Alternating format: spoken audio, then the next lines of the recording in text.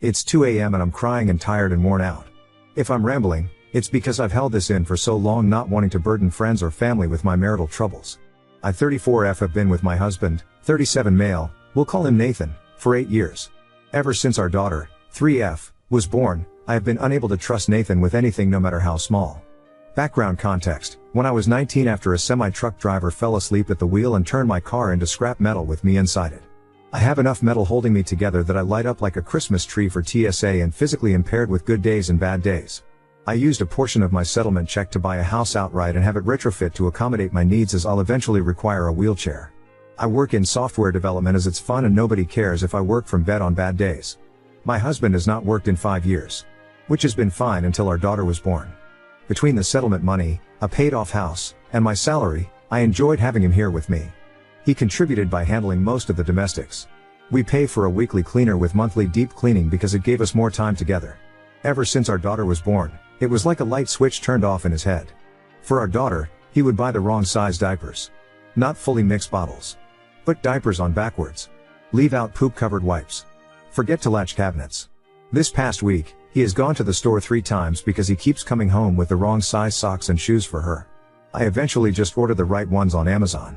For me, he has tried to help me with my weekly pill organizer fill up, and several times has spilled the contents of new medications all over the floor.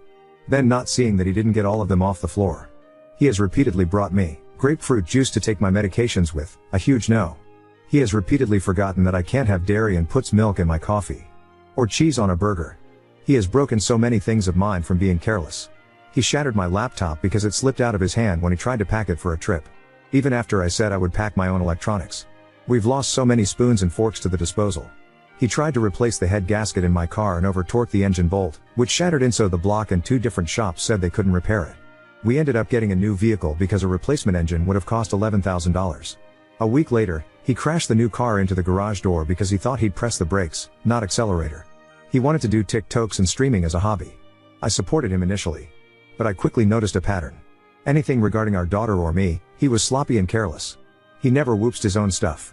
He would build entire sets to stream or make videos with, leave the garage, and leave his brain in the garage. It came to a head 4 nights ago.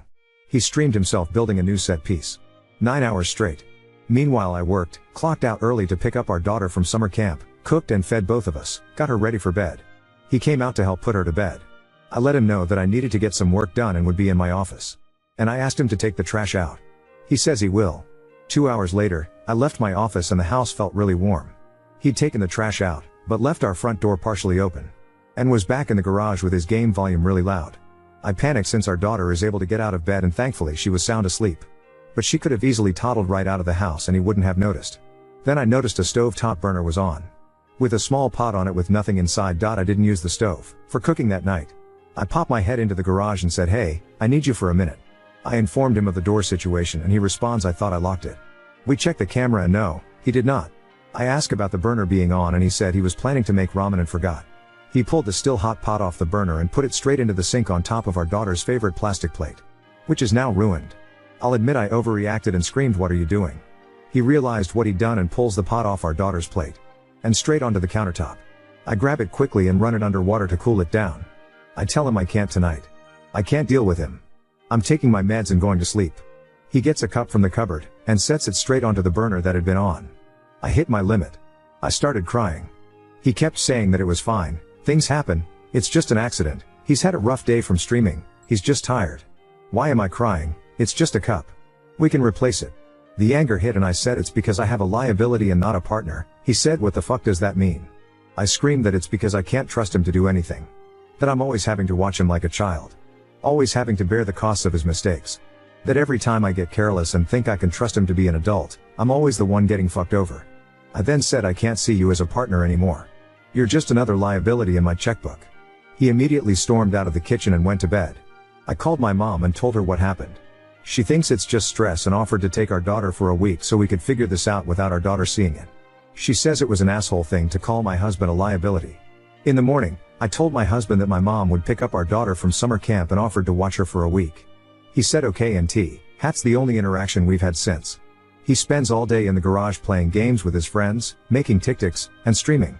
For food, he's been ordering DoorDash and having the person deliver it in the garage. It's been days and he refuses to be in the same room as me. I've tried messaging him to ask if we can talk. Or figure out a solution. But he's just left me on read. If I pop into the garage, he ignores me but apologizes to his friends or viewers for the interruption and geek unmute his mic when the noise stops. Before the blow up, I've asked if there was something going on. I tried to gently respond every time he screwed up so our daughter didn't associate mistake to anger. I asked him to schedule with a doctor to see if something was going wrong medically. He always said I was overreacting, people make mistakes. And didn't see an issue, even when the same mistakes kept happening. When I tried to get him to understand that it was concerning just how expensive his mistakes were getting, he'd wave it off as it's not like we can't afford it. I love him dearly, I just miss the person he was before we had a child. The one I could trust and rely on. Did I screw this up forever?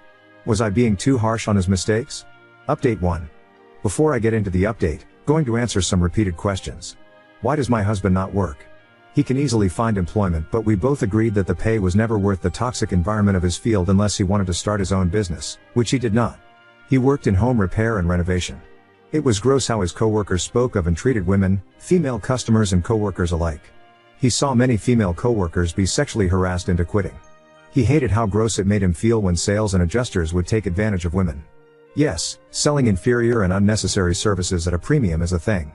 If he said anything, his hours would get cut until he left.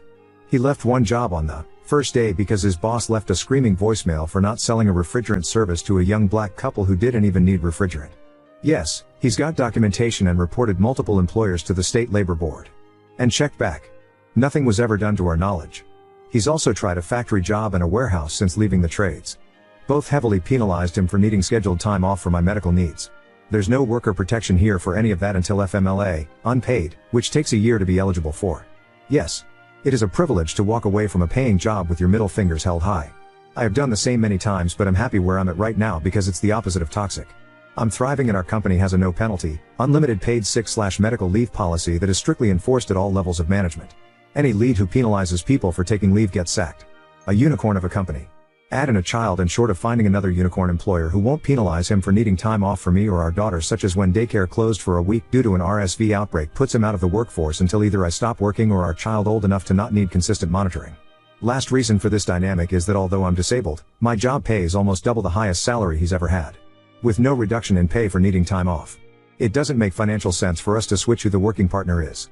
2. Does my husband have a large following or make money from streaming/TikTok? No. His lives have an average of 6 viewers. And his Twitch has 3 followers. When we did our taxes, he didn't get a $1,099 and he showed me that he'd got all of $6 from TikTok live gifts. Nothing from Twitch. His viewer counts are about the same as end of last year. 3. Why do we still have a weekly housekeeper and have our daughter in summer camp and part-time daycare? I hate the dynamic of O.N.E. spouse working a single job for 40 hours a week while the other juggles simultaneous domestic duties, child rearing, care, enrichment, socialization, and essentially being on call 24/7. I would not want those expectations of me and couldn't fathom putting all of it on someone I love and cherish. If my husband did all of the activities and field trips that daycare did, his evenings and weekends would be taken up by domestic duties that I would physically struggle with assisting. The weekly housekeeper helps prevent deferred cleaning paralysis, where small missed things pile up into unwieldy monster tasks and struggling with where to start. The monthly deep clean and organization has been a world of self-care as we navigated to having an infant and the transition from infant to toddler. 4. The allowance thing. Yes. I wanted a dynamic where my husband had his own money even if he was not working a paying job. Maybe I've been on social media too long, but I've read so many stories of non-working spouses, albeit mostly women, being financially abused or unable to leave marriages because they did not have access to money they could save up in private. Should I have stopped it sooner when our dynamic became too unbalanced? Yes. I own that. 5. As for what happens if/when we divorce, the house and settlement balance is in a trust completely separated and as far as my lawyer can tell, out of his reach. Alimony would be up for a judge to decide, but between my documentation, that his licenses/certs aren't expired, plus my continual medical costs, there's a good chance of not being obligated. Hopefully that answers most or all of the background related questions. On to the update. Friday I finished work to the smell of food being cooked. My husband was plating dinner on the table when I left my office. He said he wanted to talk over dinner. Some people had given me a heads up that my story was on multiple TikToks and am grateful because it meant being prepared for possibility he would see it. Which, I have feelings about my post being used for content on the very platform my child and I have been neglected for. Not good ones. He did see one. He asked if it was me and I told him the truth. Yes, I wrote it. Yes, that's how I feel. And yes, I read the comments on Reddit. And no, I won't delete or change how I write about him just because I know he can see it. I don't know how to describe his reaction, but he said he'd spent the last day reflecting on just how bad could it be for so many medical diagnosis suggestions be given as reason and justification. He did say that he's not ADHD. His mom was addicted to opioids and Ritalin when he was a kid, and she tried to get numerous doctors to have him diagnosed ADHD. She had him believing he was, so he also sought out 2 opinions once he was an adult. He didn't learn about her addiction until his mid-20s. He did seek therapy once he was aware that his mom was trying to use him for pills. He said he was willing to see a psychiatrist one more time, but he doesn't think he's ADHD or autistic at all. He does think he might be depressed though. If not depressed, he will ask about some of the other medical suggestions if it will ease my worry or rule out a major problem. He did sound genuine in this, but something he said is sticking with me. He said it jokingly and apologized as soon as he saw the hurt in my eyes. That everyone saying there's something wrong in his brain must be onto something, since he chose to love and marry someone medically fragile, knowing our life together would be anything but normal. He did also admit that the night he'd left the door open, the pot on, ruined our child's favorite dish, and a cup, he drank a little too much on his stream. And would monitor that more closely. He said the last few nights, he had been filling his wine bottle with grape juice so it looked like he was a jolly drinking Viking, but was actually sober. He said he would keep doing th. After dinner, we went out and he surprised me with seeing the new Deadpool movie. We didn't go to our normal theater because he looked up what each theater had for limited edition popcorn buckets. I now have the baby Deadpool one that holds popcorn and a drink. We spent the next day going over the extent of how our family dynamic changed for the worse. How the little things have added up. How I see change as a part of an apology. If you verbally apologize but repeatedly do the same thing, the apology words are worthless to me. And that he didn't recognize just how frequently he was making the same/similar oopsies. Sunday, we spent talking over short and long term. What needs to change immediately, him scheduling his own doctor appointments. Timelines for expectations. He agreed that replacing or fixing things he caused will no longer come out of our expense account. He will pay it from his allowance account. Which we talked about. I did turn deposits back on, but only for $50 per paycheck. He suggested we keep it that way until he's paid back the cost of repairing the garage and car from earlier this year. He said it will take him far longer to undo the cost of destroying the engine to my last vehicle, but that he's going to step up and find ways to make it right. Just so you know. Yes. I see the red flags. Love bombing. Not knowing how frequently despite repeated talks. Thinking verbal apologies are the final step in apologizing, and not understanding that repeatedly doing the same problem thing is the same as never apologizing. And yes, I know he will read this. Do I actually think this is resolved and we will come out of this as a perfect married couple who stays together until one of us croaks? Not really. Full offense to husband, for now. Is it a potential resolution? Maybe. But my husband is fully aware that he has a lot to make up for, a lot to fix, and a tight schedule to make it happen. And that the lesson for our daughter, later in life, is either going to be taking real accountability can steer a wayward ship back to course. Taking accountability is the right thing to do, even if you don't get the result you wanted, or love alone isn't enough. Now on to next story.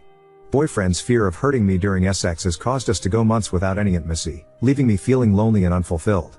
I, 24F, and my boyfriend 23M have been dating for nearly 2 years. I'll skip the unnecessary details about our relationship, but we have a very solid one. We live together and have only really argued once in our entire relationship. However, there is a problem. A little over a year ago I developed thrush. For those of you who don't know, it's basically where a woman's vagina becomes very fragile and she is prone to tearing/blistering/small cuts. It itches a little, too. My God, was that horrific. I was on and off trying different creams, but I was so stupid because my sex drive was incredibly high. My boyfriend, I'll call him Dave for the sake of this post, also had a high sex drive. We're talking boners every day, multiple times a day, maybe up to 8 to 12 times a day depending on what we were up to. We would have sex twice a day, every day for a little over a year.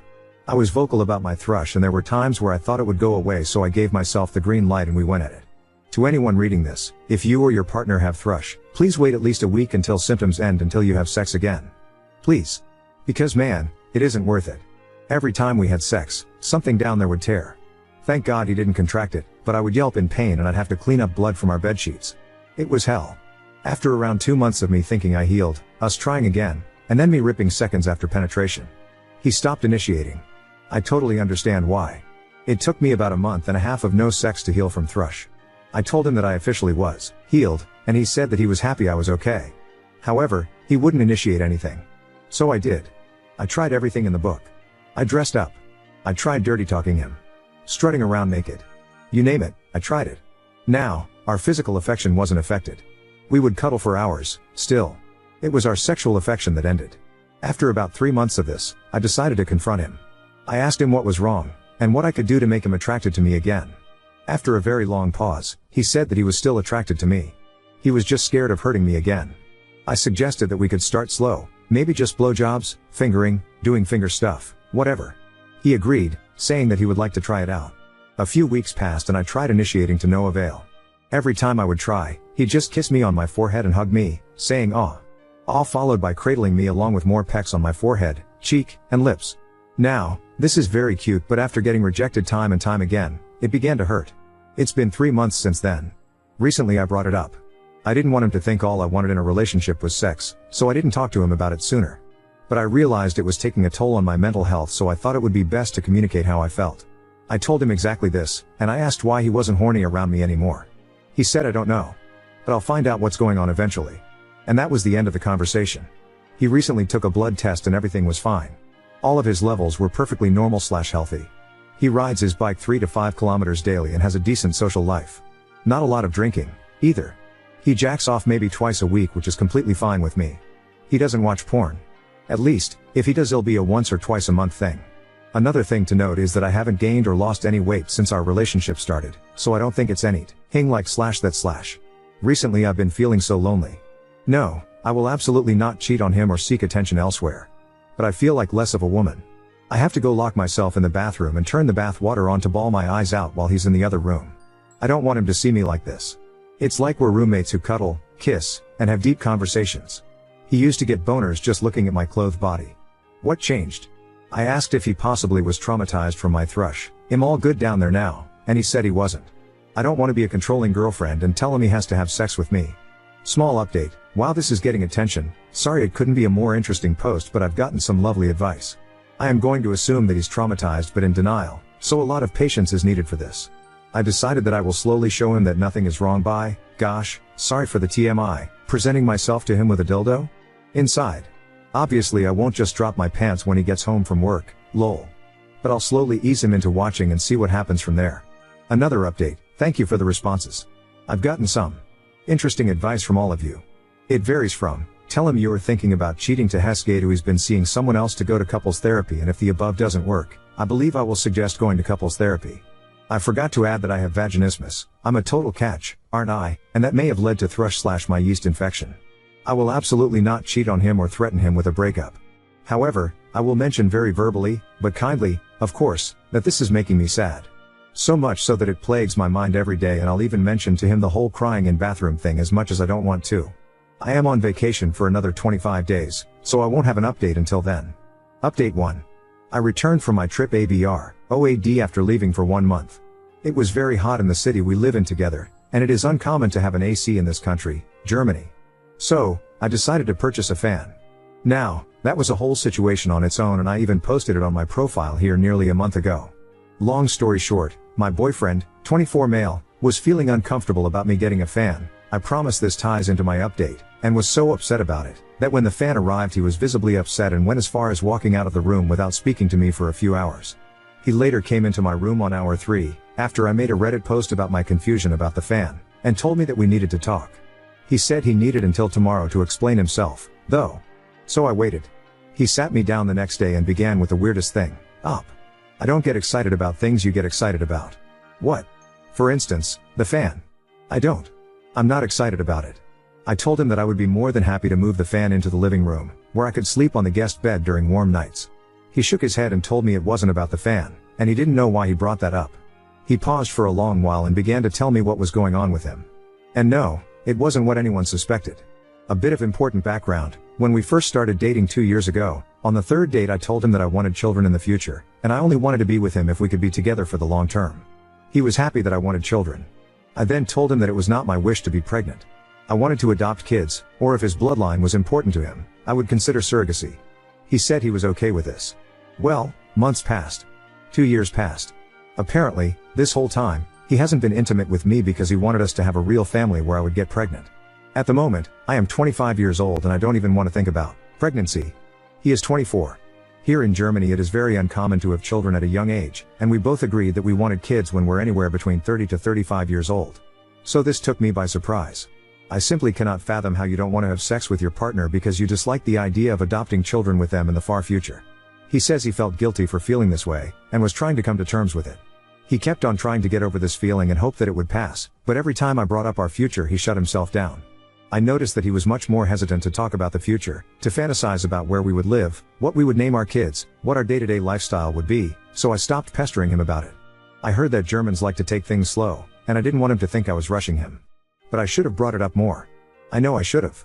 I kept on convincing myself that I was being too clingy and pushy about our future together, so I was able to simply stop asking about it altogether. We immediately decided to split up, and I decided to move out because moving stresses him out, and he had a huge exam coming up that he needed to focus on. Luckily I found an apartment. It's sadly very expensive, so I'm now trying to find a roommate, which has been very stressful. Between the breakup, searching for a new roommate, moving, and working, I'm going crazy. I want him back. We spoke about getting back together, but he said something along the lines of, "I don't know. I love you. But I guess if I really loved you enough, I would have stuck with you through anything. And I didn't." What does that mean? I don't know. Maybe I made a mistake.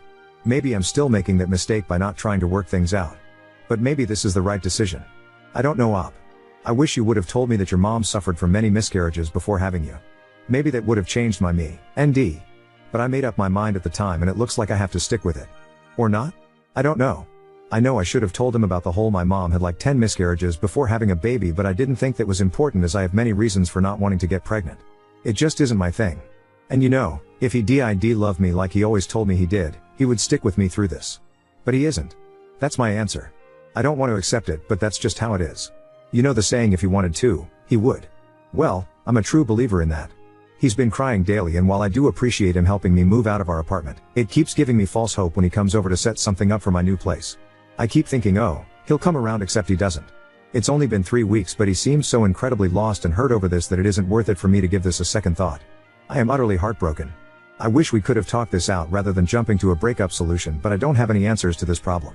I know better than to wait for him to come back to me, but my God, my mind is telling me to do so. Life has become much more complicated, and I don't even know if I want to live in this city. I'm so defeated right now. All of our friends and family members have told us that there has to be more to his story. There has to be another reason as to why he doesn't want to mend things. But I've asked over and over again, and he said it was this single bump, for lack of a better word. I thought, aside from our lack of sex, that our relationship was perfect.